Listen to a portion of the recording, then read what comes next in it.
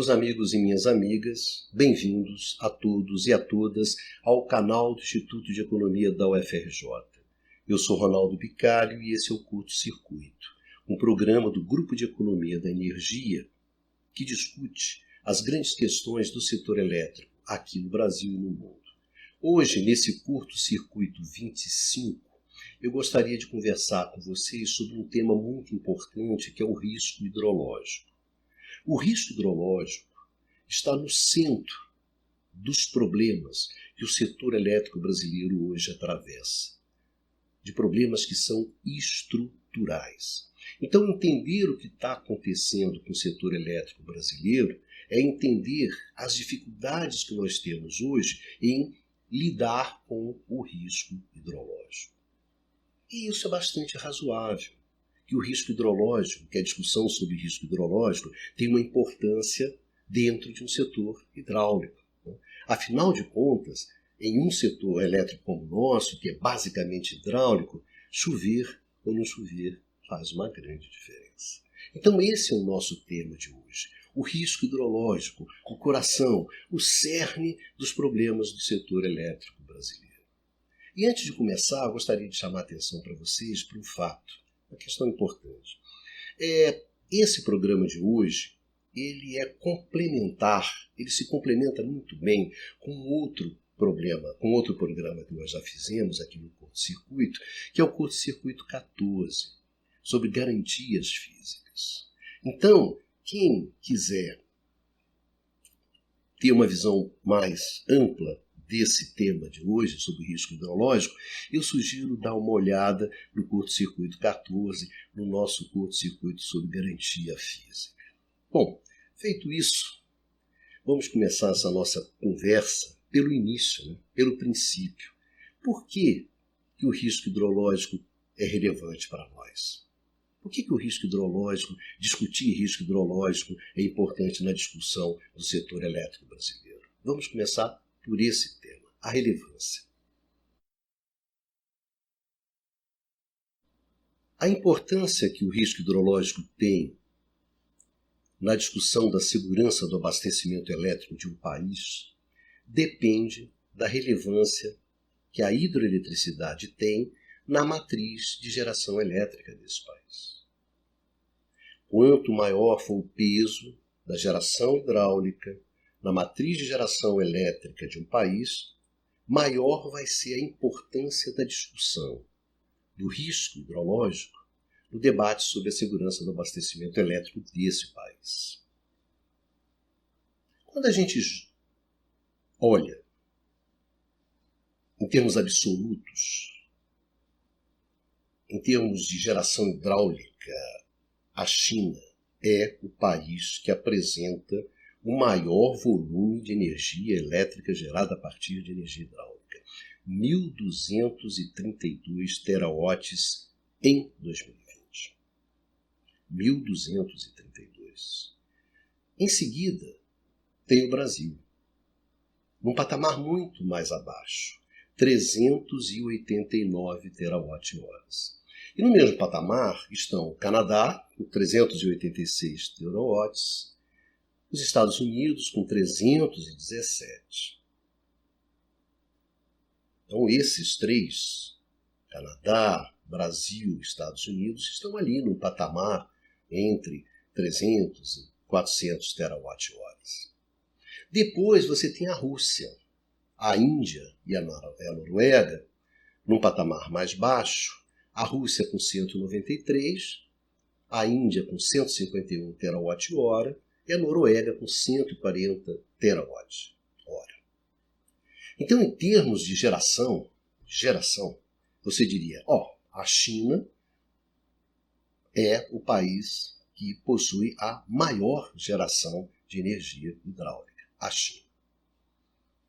Tá bom, isso em termos de geração absoluta. Mas será que essa geração hidráulica é relevante para a matriz energética da China? Não. Representa apenas 17% da geração elétrica. E no caso americano? 7%. No caso russo, 17%. Na Índia, 10%. Então, apesar desses países gerarem muita energia hidráulica, muita energia hidrelétrica, essa energia hidrelétrica ela não tem uma relevância muito grande dentro da matriz. Agora, quando você olha, por exemplo, para a Noruega, não. A energia hidrelétrica representa 95% da matriz elétrica norueguesa. No caso da matriz elétrica brasileira, a energia hidrelétrica representa 65%. Se a gente vai para o Canadá, 59%, 60%. Então eu diria que quando a gente analisa a questão em termos de relevância na matriz de geração, quem é que aparece? A Noruega, o Brasil e o Canadá. Então, a gente pode dizer que Noruega, Brasil e Canadá são aqueles países hidrelétricos. São aqueles países nos quais a energia hidrelétrica tem um papel importante na produção de eletricidade. Portanto, são justamente aqueles países nos quais o risco hidrológico é relevante na discussão da segurança do abastecimento elétrico. Então, essa relevância coloca a gestão do risco hidrológico como pilar central da construção de um sistema elétrico baseado na energia elétrica, na energia hidráulica, como é o caso dos sistemas desses países. Essa gestão, qual é o objetivo principal dessa gestão? É justamente reduzir esse risco. E reduzir esse risco para você poder sustentar a operação e a expansão desse sistema elétrico baseado em energia hidráulica ao longo do tempo. Então, na verdade, reduzir o risco aqui significa reduzir a exposição do sistema elétrico ao risco hidrológico. E reduzir essa exposição é justamente você reduzir os impactos negativos da escassez de chuvas sobre a oferta de energia elétrica. Em síntese, é o seguinte: é impedir que a escassez de chuvas se transforme em escassez de energia. Esse é o grande desafio para um setor hidrelétrico. É impedir que a escassez de chuvas se transforme em escassez de energia. Então, reduzir a exposição ao risco hidrológico é essencial para a segurança do abastecimento elétrico e, em consequência, para a segurança energética de um país que tem a energia hidráulica como base do seu setor elétrico, como é o caso brasileiro. Então é por isso que discutir setor elétrico brasileiro é discutir risco hidrológico. É discutir hidrológico. É discutir como é que a gente faz para reduzir a nossa exposição a esse risco. Ou seja, trocando em miúdos, é como é que a gente faz com que a falta de chuvas não se transforme em falta de energia elétrica. Afinal, porque a partir do momento que a gente escolhe, olha, nós vamos usar o nosso potencial hidráulico, nós vamos gerar energia elétrica a partir da energia hidráulica, a partir da energia das águas dos rios, chover ou não chover passou a ser importante. Né? Então a grande questão sempre é o que a gente faz quando não chove. Daí a importância do risco hidrológico e da discussão do risco hidrológico em sistemas elétricos como o nosso. Agora, qual a natureza desse risco? Vamos aprofundar um pouco mais nessa questão. Né? Quando a gente está falando sobre risco hidrológico, como é essa questão em relação às chuvas, às secas? Qual é a natureza desse risco que a gente está conversando e a gente está falando sobre ele. Vamos ver isso. O insumo para a geração de energia elétrica em uma central hidrelétrica é a água. A disponibilidade desse insumo está associada ao comportamento das chuvas. Portanto, a disponibilidade do insumo água depende do regime pluviométrico, depende das precipitações, depende das estiagens, depende das secas. O risco hidrológico é o risco da escassez de chuvas. É o risco da seca prolongada. É o risco da estiagem duradoura. Eventos que se traduzem concretamente no risco de escassez do insumo de geração hidrelétrica. Então, esse conjunto de coisas, escassez de chuva, seca prolongada, estiagem, esse conjunto de eventos se traduz no risco de não se ter a quantidade do insumo água suficiente para a geração da eletricidade necessária para o consumo. Então, no limite, o risco hidrológico é o risco de faltar chuva, de faltar água, de faltar insumo para a geração hidrelétrica. Ou seja, é o risco de faltar chuva. E faltando chuva, é o risco de faltar água. E faltando água, vai faltar o insumo para a geração hidrelétrica. Então vai faltar energia hidrelétrica. Em um sistema que é baseado em hidroeletricidade, faltar energia hidrelétrica é a mesma coisa que faltar energia.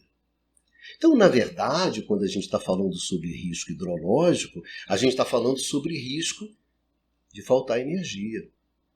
Porque falta chuva, falta água, falta energia hidrelétrica, falta energia. Essa é a cadeia. Então, gerir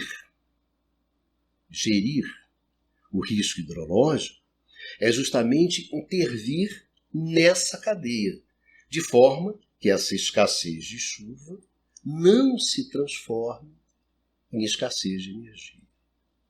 Como é que a gente gere, então, o risco hidrológico?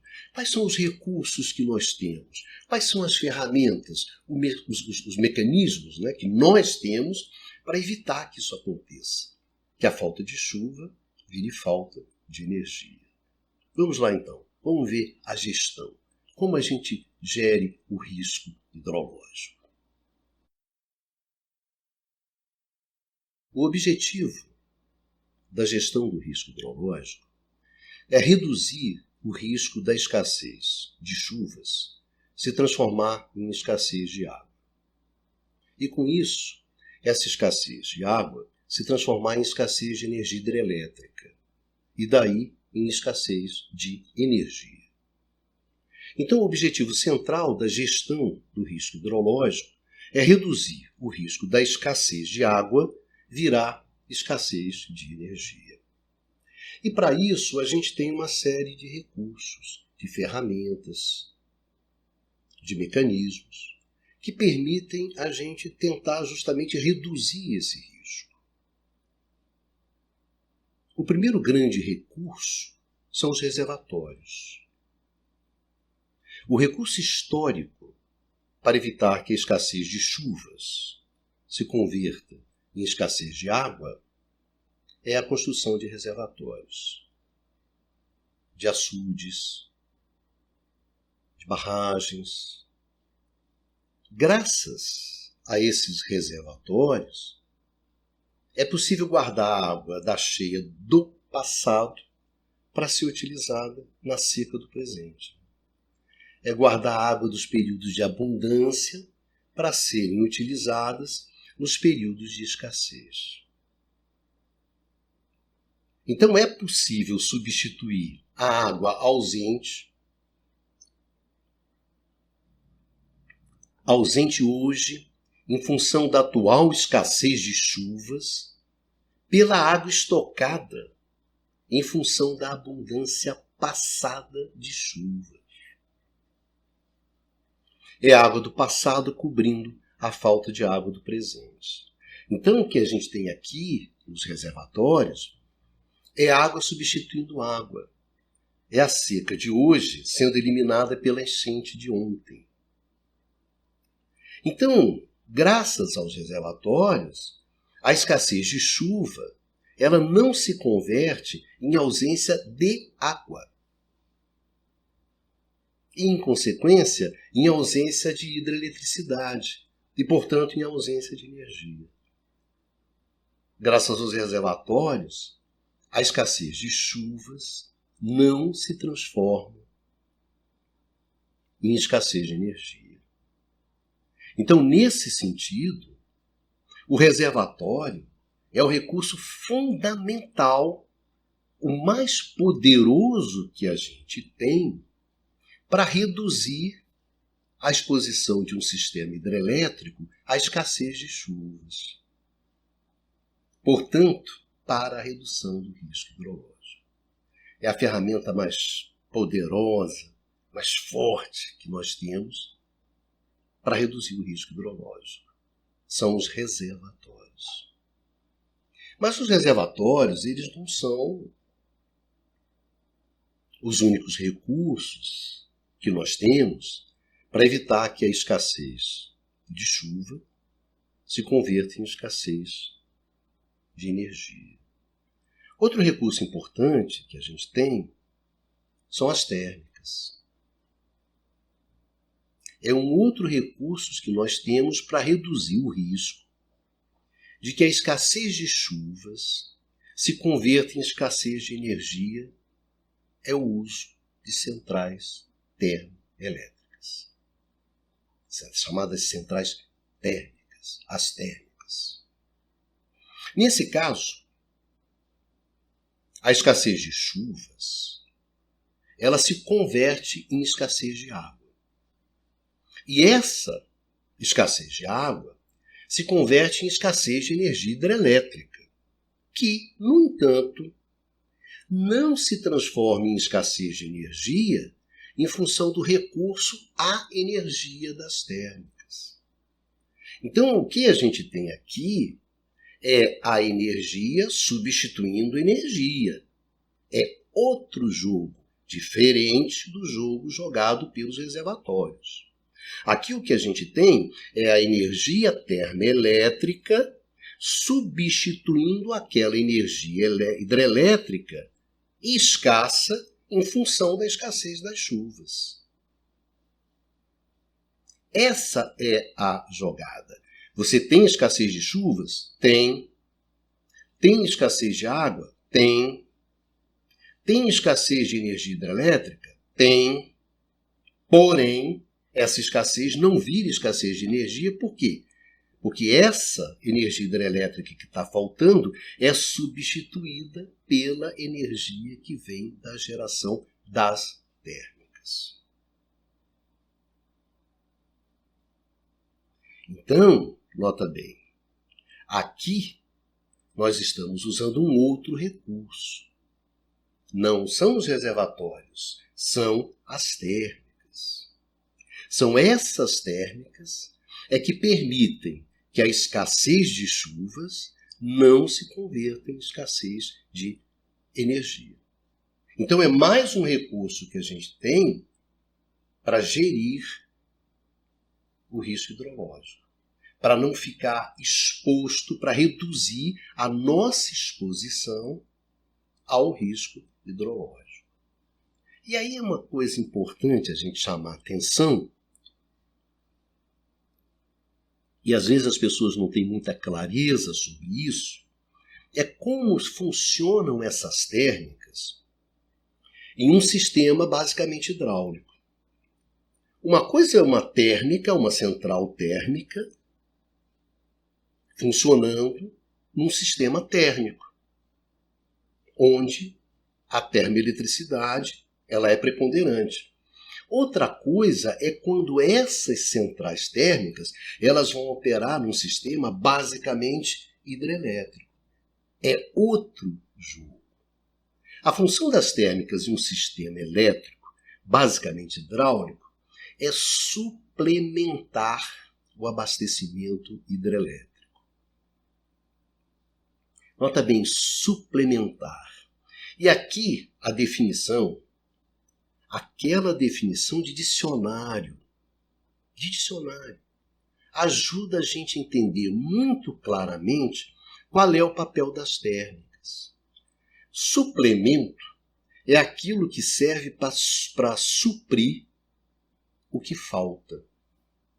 É o suplemento alimentar, é o suplemento de salário. Aquele suplemento, ele serve justamente o quê? Para cobrir uma falta. Cobrir algo que está faltando. Então, nota bem, e é preciso ter muito claro isso. Quando a gente olha para um sistema que recorre às térmicas, um sistema hidrelétrico que recorre às térmicas para gerir risco hidrológico. E muitas vezes as pessoas não têm clareza disso.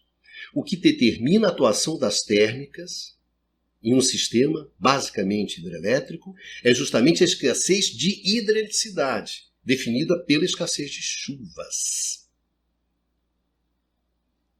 O espaço que as térmicas têm é aquele espaço que as hidráulicas dão em função da escassez de chuvas. As térmicas não definem o seu próprio espaço. Quem define o espaço das térmicas são justamente as hidráulicas a partir da escassez de chuvas. Então, o espaço das térmicas é um espaço flexível, suficientemente fluido para se adaptar às variações das hidráulicas. Ou seja, se você tem um regime hidrológico muito bom, com muitas chuvas, o espaço para as térmicas naquele período, naquele ano, vai ser muito pequeno. Pode ser que essas térmicas nem entrem gerando. Agora, se você tem um regime hidrológico muito ruim, uma estiagem, uma seca, aí amplia o papel das térmicas. Então, o espaço das térmicas é um espaço flexível. É um espaço flexível, porque elas têm que ser flexíveis justamente para se adaptar a quem? Às hidráulicas. Então, se você pensa num time de futebol, o nosso time é composto por 11 titulares hidráulicos. As térmicas, elas são reservas. Você tem 11 titulares, 11 jogadores hidráulicos, e se tiver algum problema com esses jogadores, digamos que eles estão perdendo fôlego em função da falta de chuvas, aí entra um reserva térmico.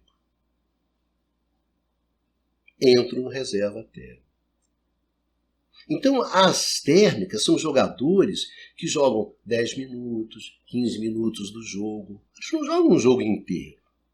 Elas estão ali para suplementar. Aí entram no jogo seguinte, dependendo das condições, elas já saem.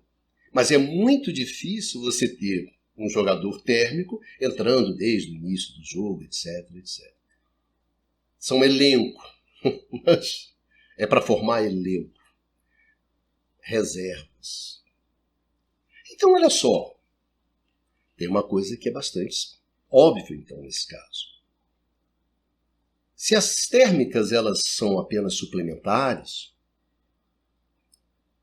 se elas são reservas, se elas entram jogando pouco tempo, é diferente que elas têm determinadas características. São centrais menos robustas, são centrais mais caras. Elas podem ser menos robustas, mais frágeis, porque elas jogam pouco. Elas podem ser mais caras em termos de consumo de combustível. Por quê? Porque elas rodam pouco. Era como se você tivesse um carro que é mais frágil, um carro que consome muito, bebe muita gasolina, mas você usa ele muito pouco. Então ele pode ser assim, não tem problema. Ele é um carro mais leve. Ele não é aquele carro que você vai botar para trabalhar de táxi ou de Uber. Não, você roda pouquinho. Então as térmicas são isso. Então é muito importante a gente entender isso. Que essas térmicas, num sistema robusto, hidráulico, com reservatório pesado, vai desempenhar um papel assim muito secundário. Muito secundário. E tem uma série de problemas que a gente vai discutir, ou que a gente já discutiu aqui no curto-circuito, que geram esses problemas justamente quando há uma mudança. Quando essas térmicas vão, por alguma razão, tendo que entrar cada vez mais, cada vez mais, cada vez mais. Então são térmicas mais caras. E são térmicas menos robustas. É da própria natureza dela. Se o jogo rola normalmente, se a gente consegue, como no caso brasileiro, aguentar o tranco do risco hidrológico simplesmente usando os nossos reservatórios, essas térmicas ficam quietinhas lá, não tem problema. O problema vai surgir justamente quando os seus jogadores hidráulicos não conseguem mais dar conta do recado. Tá certo? Mas nota bem, é bom guardar isso na cabeça. A lógica do funcionamento das térmicas num sistema basicamente hidrelétrico é suplementar. Você suplementa, você completa, você enche a piscina com a água das hidráulicas, com a energia das hidráulicas, e o que faltar você completa, suplementa com a energia das térmicas. Se tem mais água das hidráulicas, a quantidade de água das térmicas, vamos dizer por assim, na hora de encher a piscina, vai ser pequenininho. Se tem menos água das hidráulicas, por alguma razão, então a água que você vai botar das térmicas ali para completar a piscininha, né, da energia, vai ser um pouquinho mais. Então é isso, tá certo? As térmicas, elas são um pouco a conta de chegada, né, o ajuste, o troco de um setor hidrelétrico robusto. Então, em termos de recursos, para gerir o risco hidrológico, a gente tem as térmicas, tem os reservatórios, e tem um recurso que é muito importante, que no caso brasileiro, então, ele é muito importante, que é a interligação. A interligação, ele é um recurso para evitar que a escassez de chuvas se converta em escassez de energia. Então, também é um recurso para você gerir o risco hidrológico. O que é a interligação, a interconexão entre regiões permite? Permite que a escassez de chuvas em uma determinada região ela não se converta em escassez de energia nessa região. Graças ao quê? Graças à importação de energia hidrelétrica de uma outra região onde não está ocorrendo escassez de chuvas. E isso é possível graças ao quê? Graças à diversidade climática, hidrológica entre as regiões. Então isso é uma característica. Está chovendo numa região, mas não está chovendo na outra. Há uma diversidade entre essas regiões. Então a interligação ela joga exatamente com isso.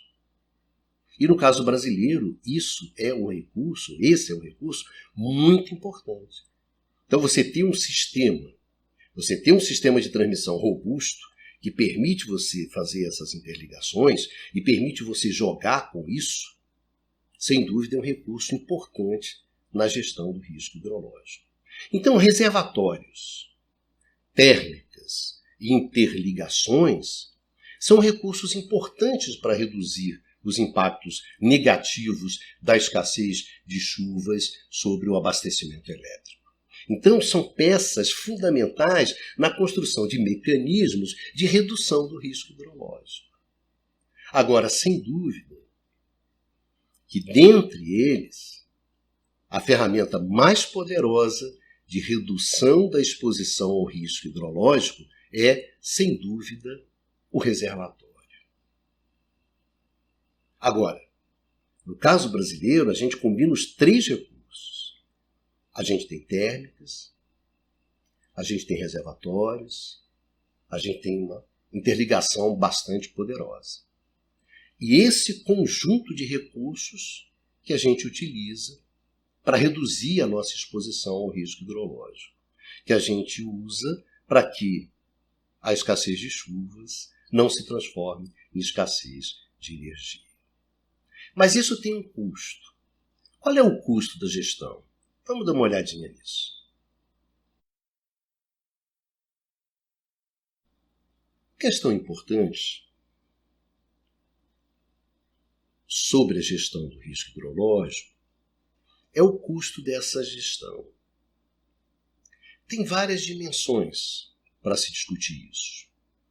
Eu vou pegar uma questão bastante simples, mas que ela é muito importante, porque ela vai ter muitas implicações nas nossas discussões sobre risco hidrológico e também sobre os problemas do setor elétrico brasileiro. É o custo de gerir esse conjunto de recursos. Então vamos pensar o seguinte. Eu tenho uma capacidade de reservatório, dada. Eu tenho uma capacidade de geração térmica dada. E eu tenho uma capacidade de transmissão, que define as possibilidades de interligação, dada. Então, se eu olho lá, bom, aqui estão os meus reservatórios, aqui está a minha geração térmica, aqui está a minha transmissão. O custo de redução do risco hidrológico mais alto é o uso das térmicas. Quando eu recorro às térmicas para evitar que a escassez de chuvas se converta em escassez de energia, o custo disso é mais alto. Por quê? Porque a termoeletricidade ela é mais cara do que a hidroeletricidade. Então, em condições normais, que a gente tem um insumo, que a gente tem a água, a gente gera usando essa água. A gente gera usando as nossas hidrelétricas. Quando a gente não tem a água e tem que enfiar a térmica, e não tem como recorrer ao reservatório, a solução, a energia fica mais cara. Ou seja, quando você esgotou os recursos dos reservatórios, da interligação, e só sobrou as térmicas, a escassez de chuvas se converte em energia mais cara. Para que você possa impedir que a escassez de chuva se converta em escassez de energia, a solução fica mais cara. É importante ter isso em mente. Por quê? Porque aí você passa a ter uma diferença. E uma das grandes diferenças, uma das grandes questões, é quem paga essa diferença. Essa diferença a mais no custo da energia. E quem é que paga por essa diferença? É justamente quem fica responsável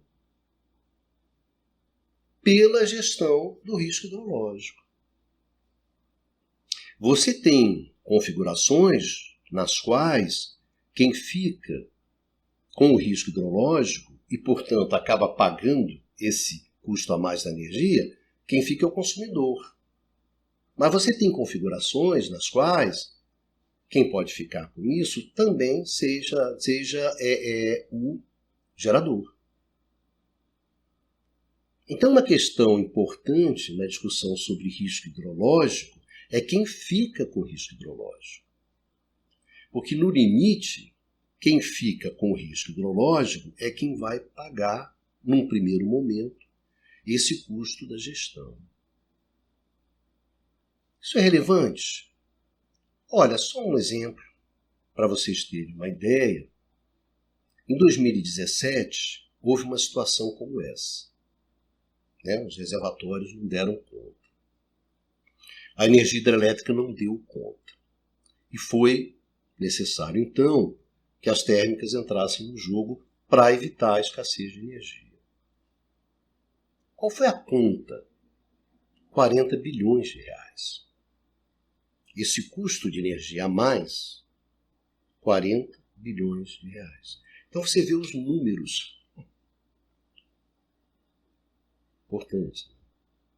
Então essa é uma questão importante. O custo da gestão do risco hidrológico.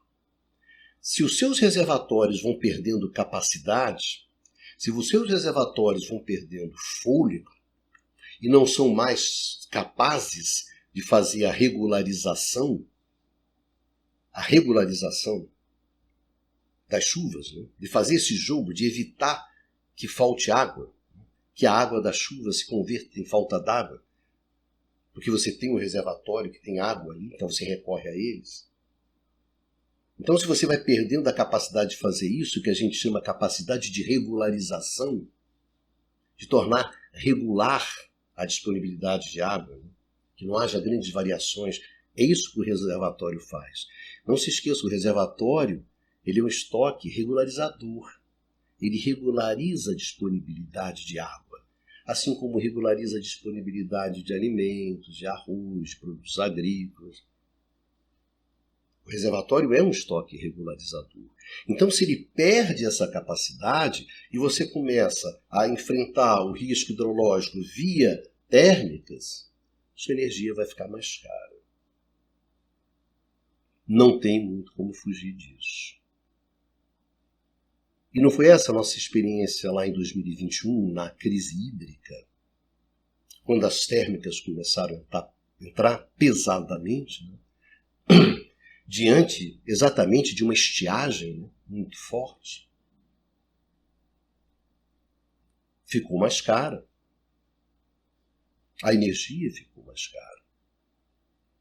E ali a gente foi até agosto na beira do abismo. E aí o que aconteceu? Além de entrar com muitas e muitas térmicas e térmicas caras. Choveu. Choveu. Outubro, e a gente se safou. Então, é importante ter em mente os recursos que a gente dispõe para fazer face ao risco hidrológico e ter também o custo desses recursos. Porque na discussão, essas duas questões vão ser bastante importantes. Agora, vamos ver, já encaminhando para o final do nosso programa, como é que o Brasil gere o seu risco hidrológico.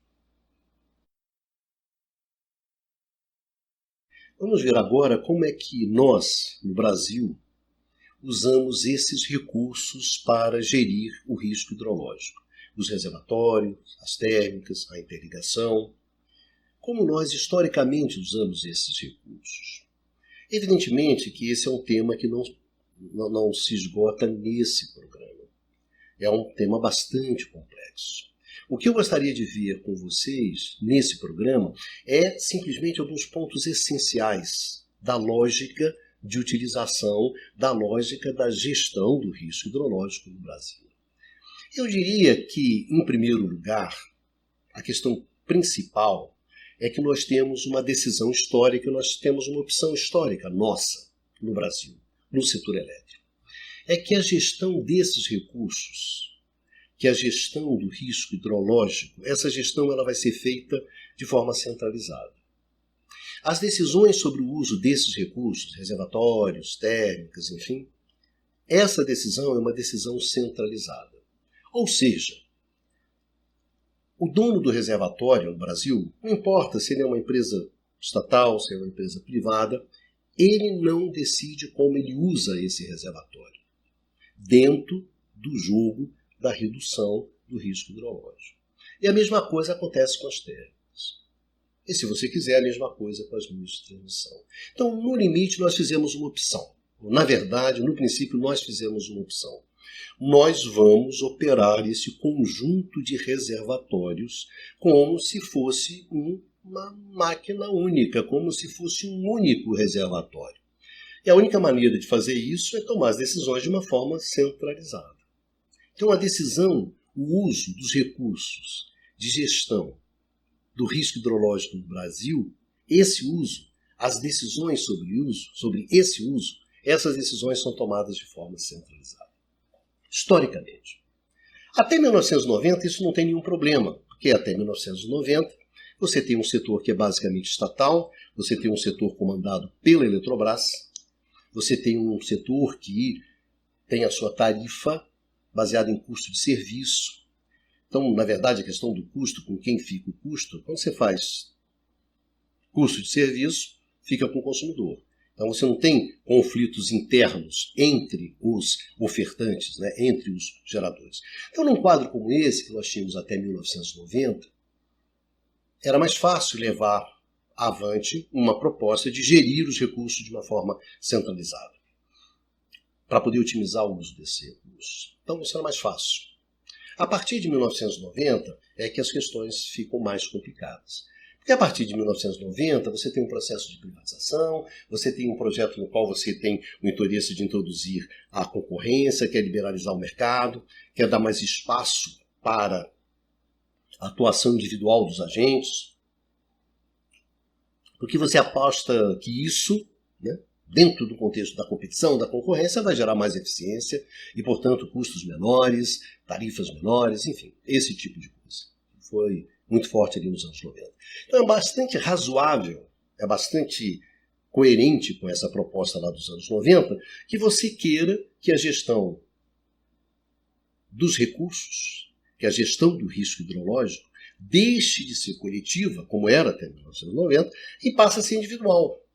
Ou seja, quem gere o risco hidrológico é o dono da usina. Tá bom. A gestão é individual. E você vai nessa direção ali nos anos 90. Agora, por outro lado, ali houve uma opção também de tentar se manter a gestão otimizada, centralizada. Porque você achou que essa gestão centralizada te dava muitas vantagens. Então, como te dava muita vantagem, você quis manter. Não, vamos manter isso aqui, gente. Isso aqui é importante. Então, por um lado, você tem gestão centralizada dos recursos. Por outro lado, você tem o risco hidrológico sendo transferido individualmente para cada agente do setor. Ou, se você quiser, para cada gerador.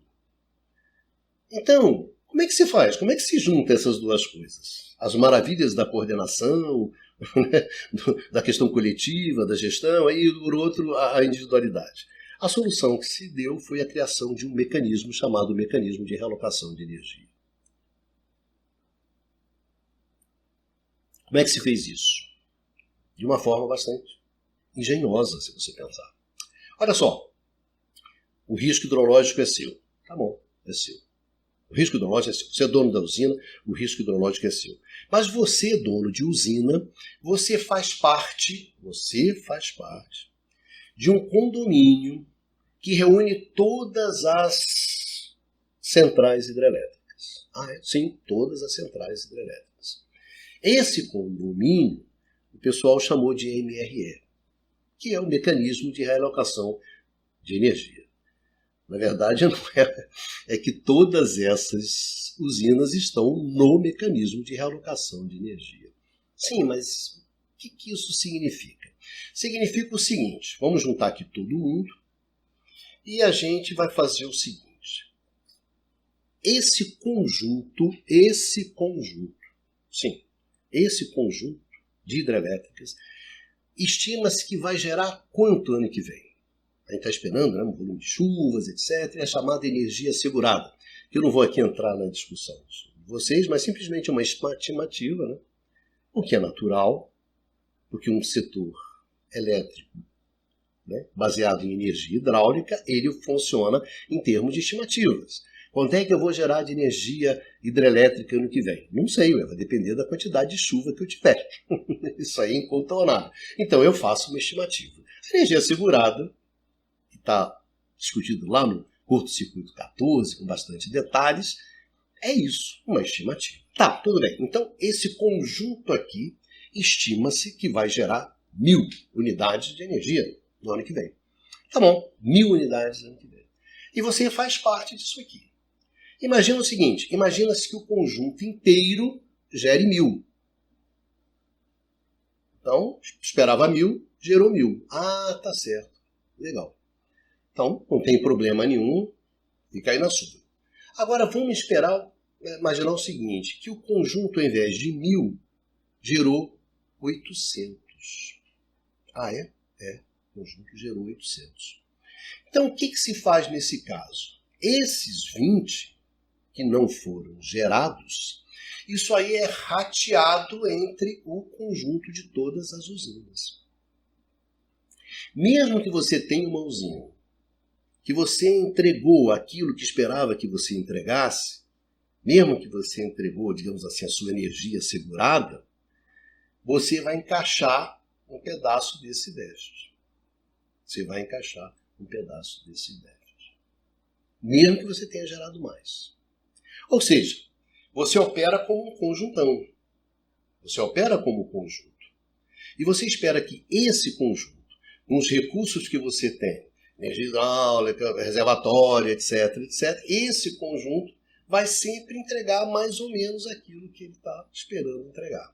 Tá certo? Essa é a ideia do MRE, né? Você opera, é o sistema que entrega.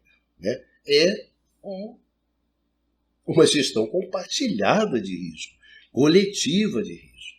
Embora você está dizendo que você seja individualmente responsável. Mas a partir do momento que você entra no clube do MRE, passa a estar ali diluído entre todo mundo. E dentro do MRE tem uma coisa que é muito legal, que foi a jogada, que é o seguinte. Se você tem uma usina que você estava esperando que ia gerar 100, e você tem outra usina que também esperava que gerava 100, que ia gerar 100. A usina A e a usina B.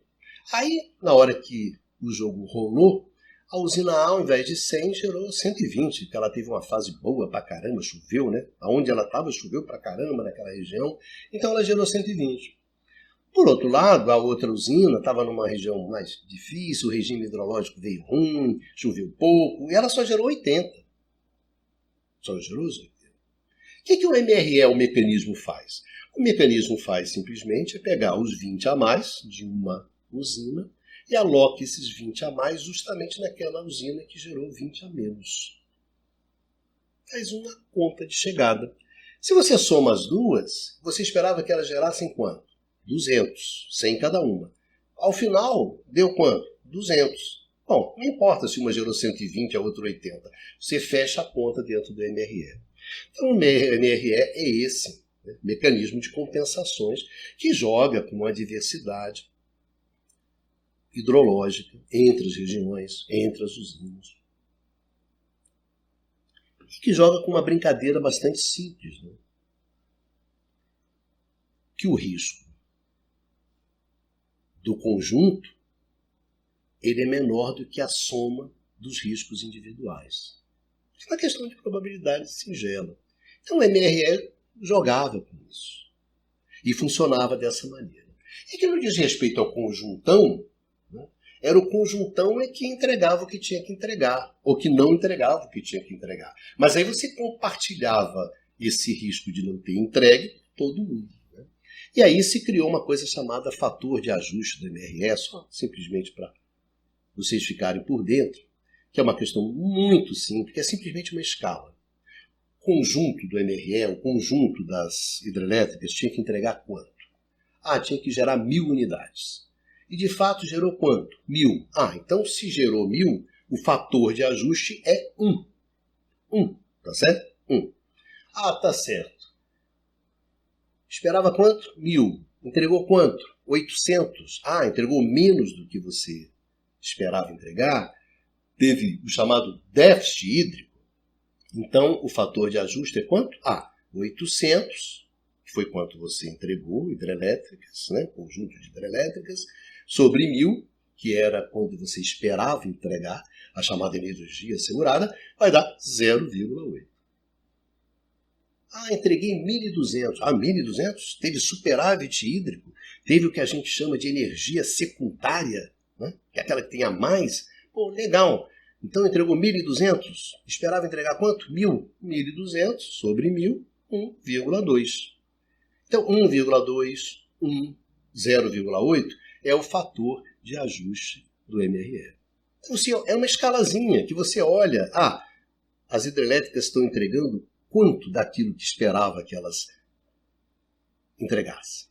Está tendo déficit hídrico, está tendo superávit hídrico, não está acontecendo nada. O GSF, o fator de ajuste do MRE, ele diz exatamente isso. Depois, esse fator de ajuste ele recebe um nome pomposo, que é Generation Scaling Factor, GSF, que é simplesmente essa escalinha.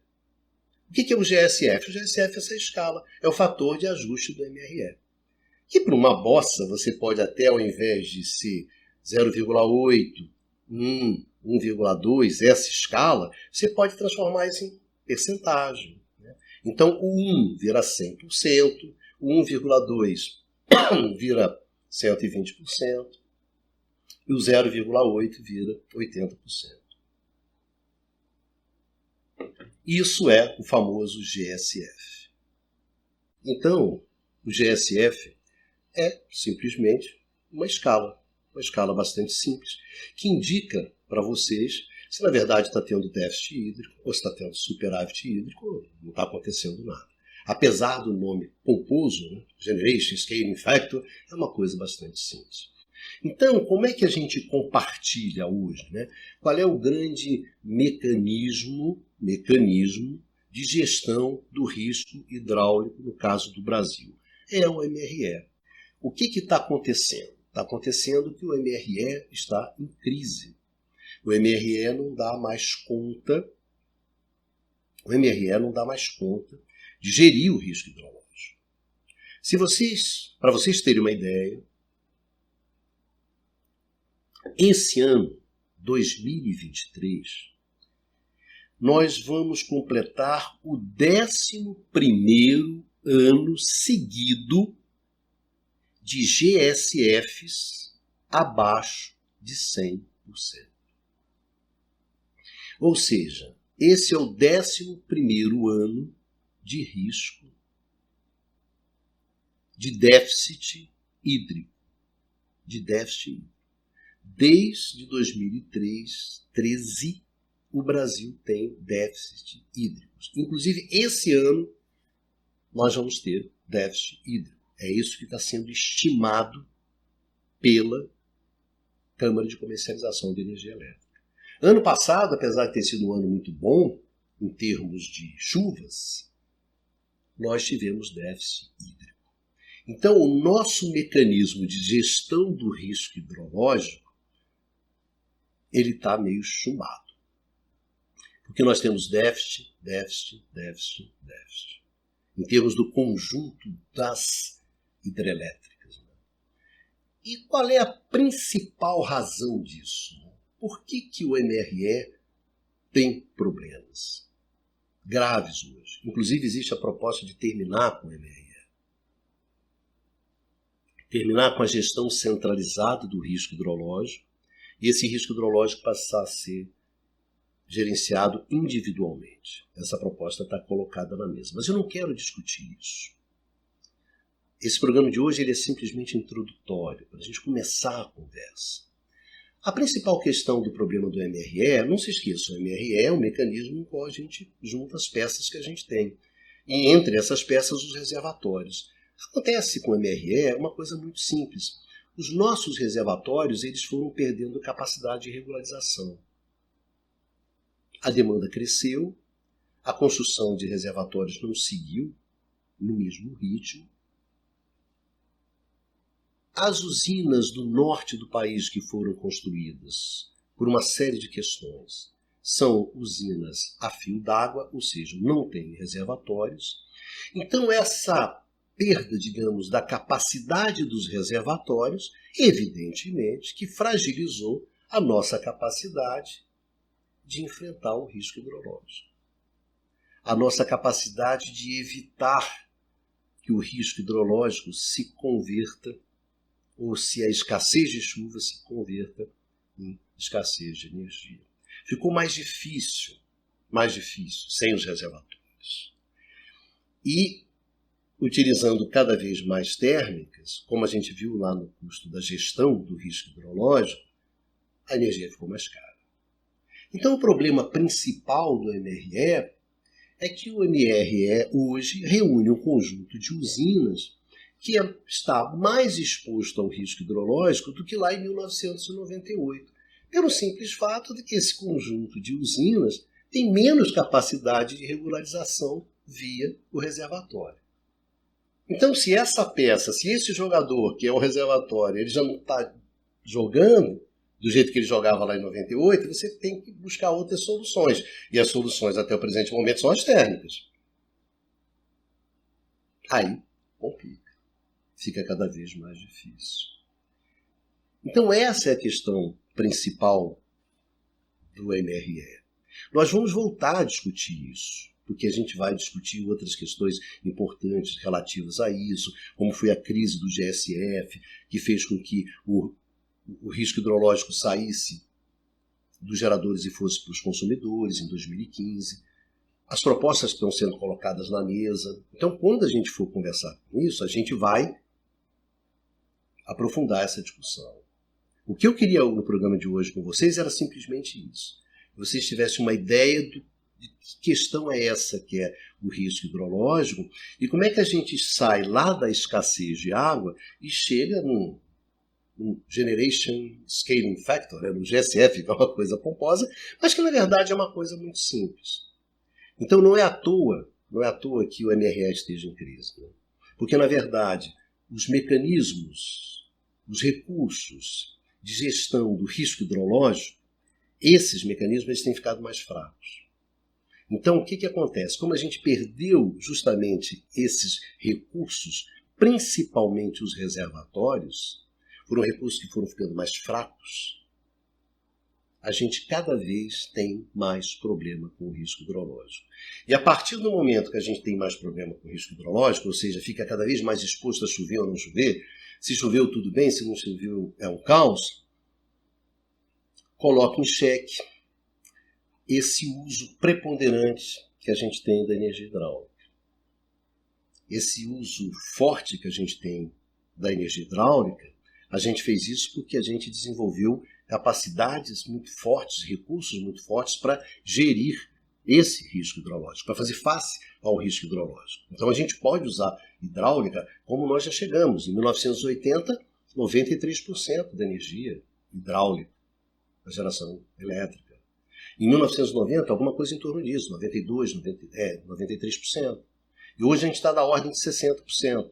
Então saímos de 90%, se você quiser, lá em 1980, e hoje estamos com 60%. Então, manter energia hidráulica significa ter ferramentas e ter recursos para gerir o risco hidrológico. E o nosso problema hoje é esse. A gente não tem. Ou eles não dão conta. Ou eles são muito caros. Então a gente saiu de uma situação confortável. Então, dificuldades na gestão do risco hidrológico colocam em xeque a opção hidráulica. Então vamos ter que montar um outro jogo, vamos ter que montar outra matriz. Mas isso é uma outra discussão. Tá bom, meus amigos?